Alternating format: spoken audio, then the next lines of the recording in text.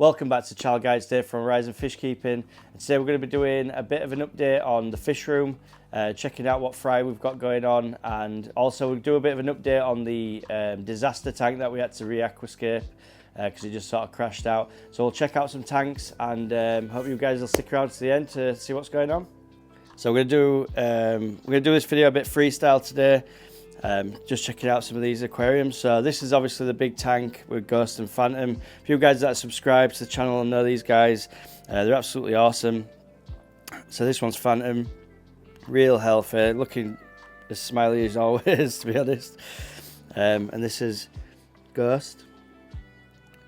Like I said, you guys that subscribe to the channel have seen these guys, and sorry about the glass. I had a chance to clear it off. There's a bit of dust algae on there.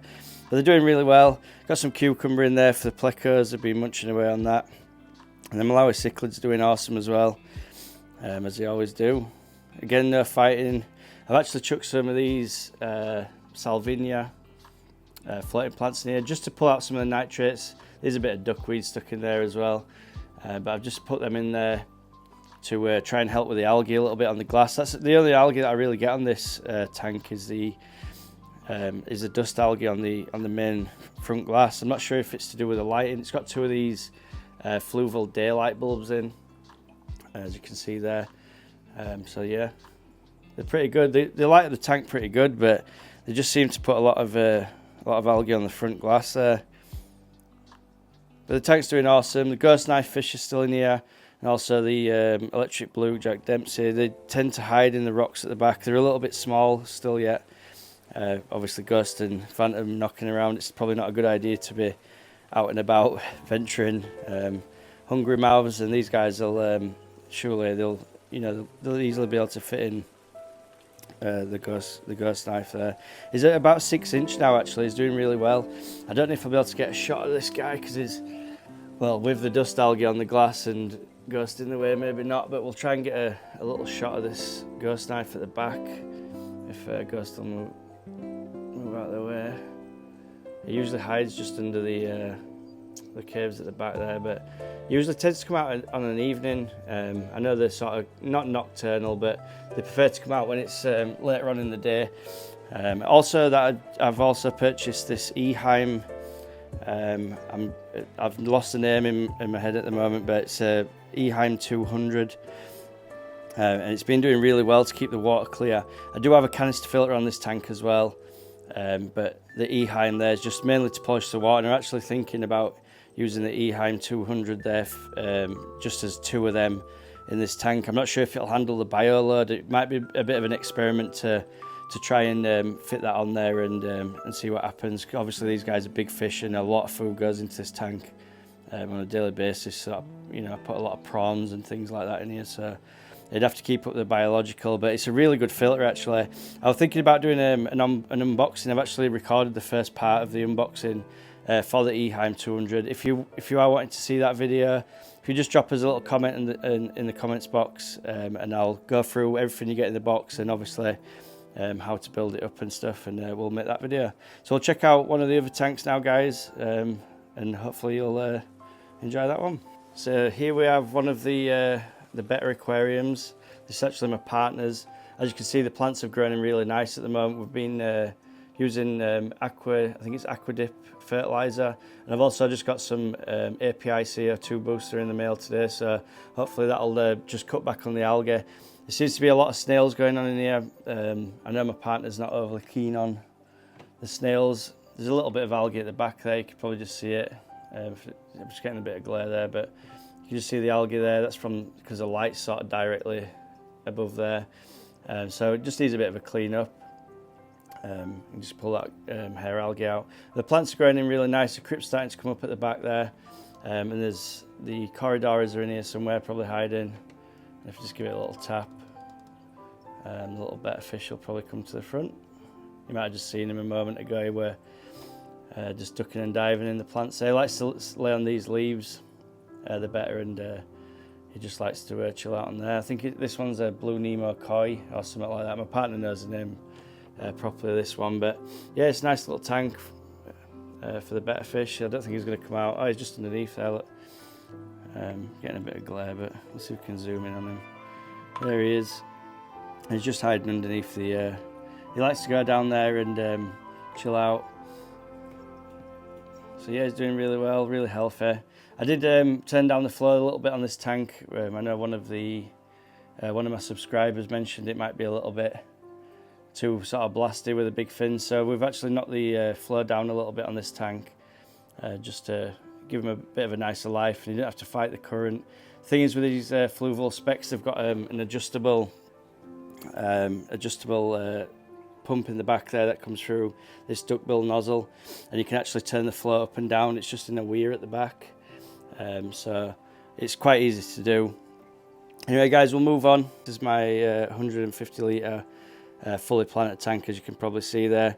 It's doing really good at the moment. I've been using some different fertiliser. I'll show you a little bit later on when we move on to the breeding tanks. I'll show you what fertiliser we're using, but it's awesome, really good fertiliser. The other thing I've noticed with it is I've dosed it yesterday and you get some of these bubbles. I have tested the water for ammonia, just to make sure that there's no sort of spikes in ammonia or anything like that, because I know you can get bubbles like this where they don't pop straight away if you get in ammonia. But there's nothing in the water. The water's absolutely fine. As you can see, the salvinia is really green and vibrant. It's got a bit of duckweed in there, but I try and keep duckweed out of my aquariums as best I can, but for some reason it just seems to find its way back in. And I've also purchased some of these little pots as well. I'm going to get some Monstera, I think, and just have them coming out the top there, because this wall's really bare above this tank, so I think it'll look quite nice if we can get some plants going on there. So in this tank we've still got the Limia Perugier. I can never say that. So they're the guys just in the centre of the screen there. Quite a rare live bearer. They're also known as the glitterfish in Germany. Like I say, you guys that subscribed will already know what's in these tanks. We've got some new stuff and some new fry, so it might be worth holding out till we get to the tanks later on in the video. We've also got the big black-tailed female guppies. She's quite pregnant, as you can probably see. And then we've got the Dumbo-eared snakeskin males, and we've got 3 of them and 9 females of the black-tailed females. They have had babies. You can probably just see some of these guys are darting around at the back there. Doing really nice, really good, sorry. And they're looking quite nice. I've actually pulled a male out and 3 of the juveniles just to see if I can try and get a nice... I've never bred guppies for a strain, but I'm going to have a go at seeing what sort of strain comes out of them. And as far as plants go, we've got the Java Fern Windeloff there, obviously the Limnophilia sessiliflora at the back, Anubias barrettii, I think, is it barrettii or something like that. Standard Java Fern. We've got some, oh man, I always forget the name of this one, water wisteria. So we've got some water wisteria there, obviously the hairgrass, and there's mainly hairgrass and Liliopsis brasiliensis on the bottom. I'm not sure what this is. If you guys know that plant, if you could give me an idea on it, that'd be awesome, because I'm not sure what it is. I thought it was something Rene, but I'm not entirely sure. I bought it out of just a basic packet, but it had no name on it. So, in fact, I think I bought it on the last fish tour. We were in one of the tanks there, but there were no names. We've just got some Cryptocornes down here at the back, Vallisneria obviously at the top there, around the back. I think that's a Gigantica version or whatever they call it. But yeah, it's looking pretty nice. Really green. It could do with some red plants in there, to be honest, so I might have a little dabble with some CO2 on this tank and maybe get some red plants in there in the future. And yeah, it's looking cool. So this is the second Betta tank we've got going on. This is my partner's tank as well. Again, it's doing all right. It could do with a bit of an upgrade of a tank, I think. We're thinking about getting another fluval spec just to move this Betta across. But it's absolutely beautiful, this Betta. It's probably one of my favourite I've ever seen, to be honest. We do have a new Betta in the fish room, but the other one's it's actually mine. I'm thinking about breeding some Bettas, so after I've done my first project, which we'll speak about in a moment. But yeah, this Betta's really nice. It's a half moon plaquette. Okay, the Bettas, I'm not too sharp on the Betta fish. It's quite new to me. But yeah, he's looking really awesome. Tank's getting a bit of dieback, to be honest, but I think it needs a good round of fertiliser. I look after my tanks for the fertiliser, and I think I just need to put this on my schedule as well. There's a lot of the stuff on the bottom there is actually die-off from Salvinia on the top. So I think once we give it a bit of a vac out at the weekend, we'll get some fertiliser in this tank, maybe get a little CO2 system set up on it, and just try and give it a bit of a clean up. Like I say, we think we'll probably upgrade this tank. It's a little bit small, I think, for the Betta fish now. It's grown up a little bit, so we'll probably go out and purchase a new one. And on the tank at the side, we've got some red cherry shrimp going in here. So there you can just see one guy at the back there.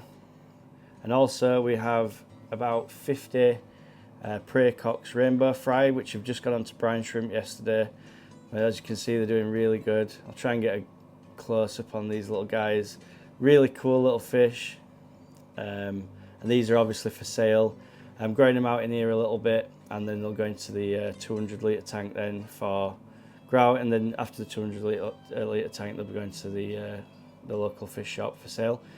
So as you can see, that we've got absolutely loads of these guys. I'm estimating at 50. It could be a little bit more, could be a little bit less. But they're really healthy. You can see little orange bellies on them.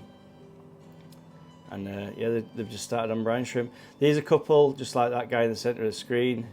Them guys are still on Hikari first bite, so I'm feeding a little bit of both. But the ones that are a little bit bigger, I'll snack on the Hikari first bites as well. And hopefully we'll get them guys grown up. But they're looking really nice, really healthy.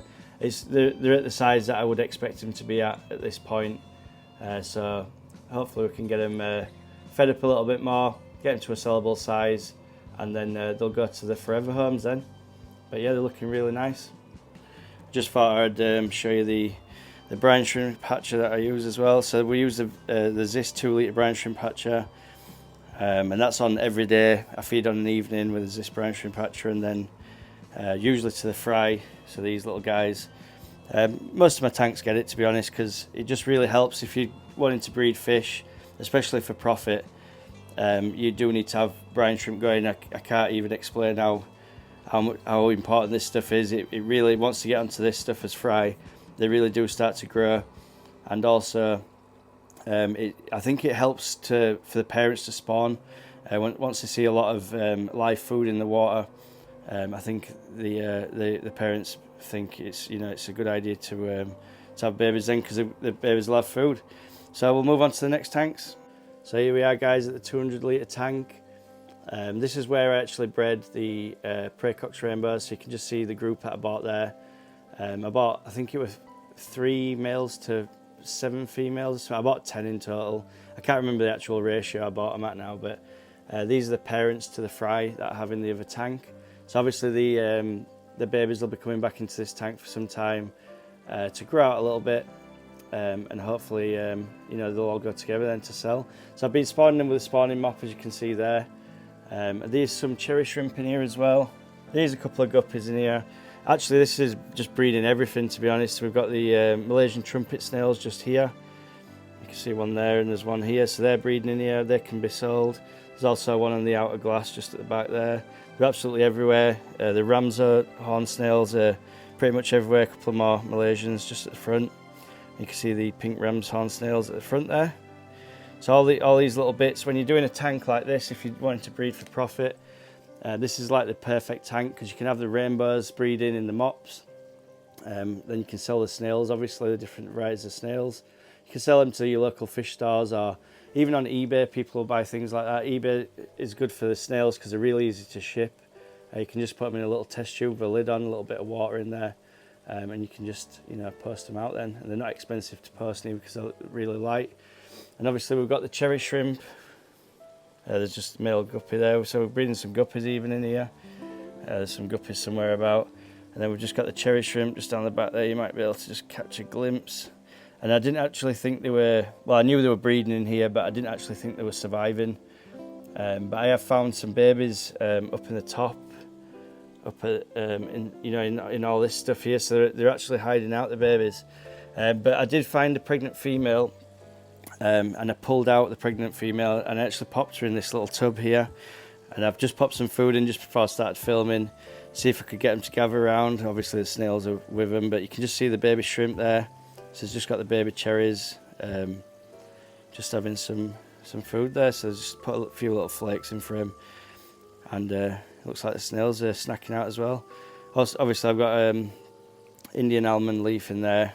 I always call it the wrong name for some reason. My partner always pulls me up on it, but so it's just got an air stone. I usually water change this every 2 days from the water from there. So what I'll do is I'll pull out the water from here and put it in the tank, because the tank can handle the bio load, and then I'll just get a couple of scoops of water out of there and refill it.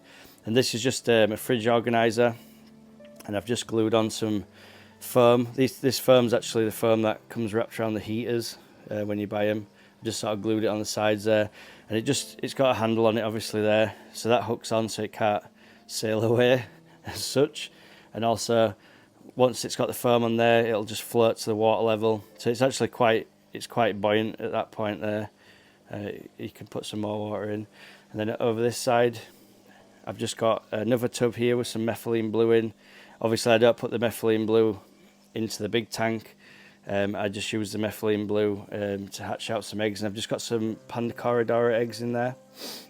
And I'll show you some of the fry that I've got and they're growing up at the moment, just in the fluval 2 litre box. Hang on the side one.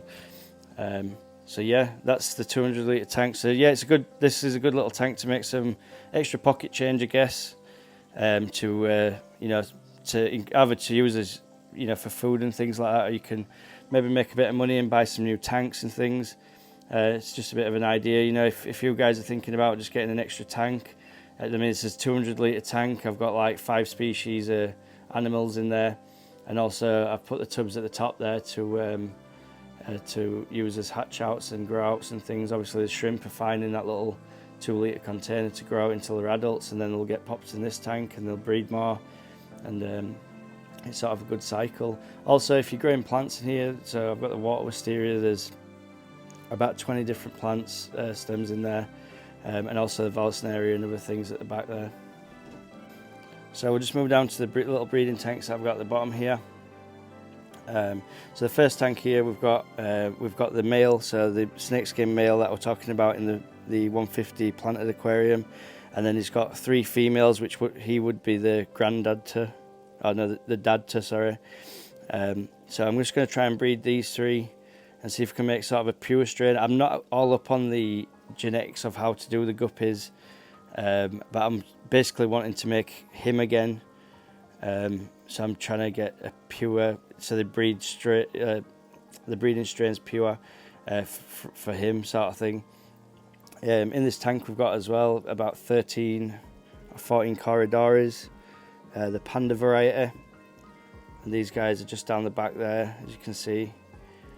And we've just got a spawning mop in there as well. There will be some eggs in there because I did a water change yesterday, so they'll need picking out today, but you can just see the pandas just hiding out down the back there. Once you come near the tanks, they tend to run back, but I'll see if I can. There'll probably be some under the almond leaf at the front here. Yeah, there's a couple just there.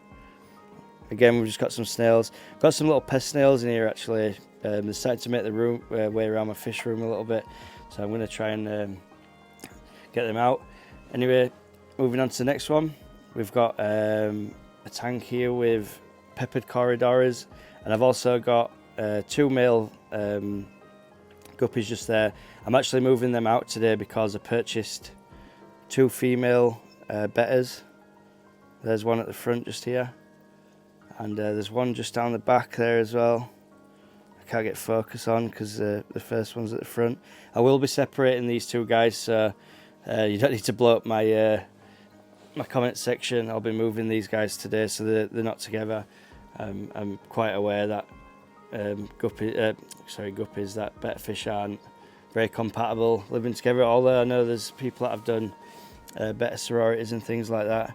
If we could just see if we can get a good shot of this girl at the back, because she's going to be the breeding female more than likely. She's kind of all black and with a tint of blue going on. And then also in here we have about, I think there's 12 peppered Corys. If they'll come out, maybe not, they'll just dart around a little bit. So yeah, there's about 12 of these guys. These guys are just being conditioned at the minute, so it's feeding quite heavy in this tank to get them to spawn out. And we'll move on to the next one. In this tank, if I just move this filter out of the way, I've just put the filters in to try and clear up the water, because the water were a bit murky. In this tank we've got some bronze Corydoras. I think there's 6. You can just see some down the back here. There's 6 of these bronze Corydoras just coming out. Really healthy. They're actually really chunky as well. I can't seem to get these, the bronze ones and the pepper ones, I'm struggling to get to breed at the moment. I'm not sure if they're just too young or if they're just not ready. I've tried water changing them, and they've been on bloodworms for about maybe a month, and also live brine shrimp. It's just stirred up the tank a little bit, but I'm really struggling with these guys. So if you guys got any advice, I've been doing the water changes and all that type of stuff, but they don't seem to want to spawn for me, so I'll just have to be a little bit patient with them. And these are the peppered ones. There's a couple just at the front there.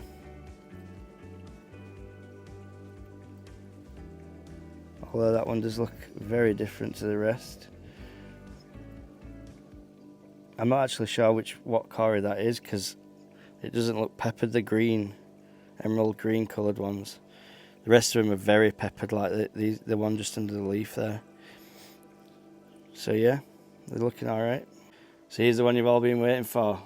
This is the disaster tank that we aquascaped a little while ago. As you can see, I've got a new little fish room for the tank. It's half moon Betta fish. This one's actually mine. We've named him Bluey. He's actually the American flag colours, red, white and blue.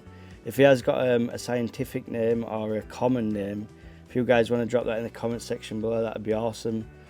If it's, I know there's a few American flag type Betta fish. This tank's doing really nice. I've just got the pearlweed at the front, and it's doing as what it says on the tin. You see the pearling going off there. The wood did go a little bit fungusy, which I did expect in the beginning. Unfortunately, the Java ferns are looking really sad at the moment. There's a big bunch of them there that I glued to a rock and dropped it in. They're not doing great at all. And I moved the hair grass to this side as well, because that was looking a little bit, it died off quite a lot. It's starting to come back slightly now, but I've had to mega fertilise this tank. And also I've got the system bio, which I did a video for, the system bio CO2 system from Tropica. You can just see that's going off nice and slow as well. I've actually put a tap on there to control it, because it's made for a 60 litre tank, and it were pumping CO2 in way too fast, and obviously gassing out the tank a little bit. And we've just got these little plants, a little bit of die off there. On Cryptocorny at back as well. I actually thought this were the small variety Cryptocorny at the back, but it seems to be very tall for the small varieties, so I might have to just switch that out, maybe put that in another tank and get, I do have a lot of Cryptocorns in my planted tank, so I could swap it with another variety. I've got about 10 different varieties, but yeah, it's looking awesome. The Java ferns are really struggling on the wood there. Obviously you can see there's a lot of that sort of fungus stuff that you get on the new wood. Fluval substrate, I think it was, it was either Fluval or Tropica aqua soil, and I'm using the API root tabs in this tank. There's about 10 root tabs. Also, we're using the fertilizer that I spoke about a little bit earlier. I'll actually grab that and just show you on camera. So this is the fertilizer that I've been using. It's Aqua Design. I'm not sponsored by these guys.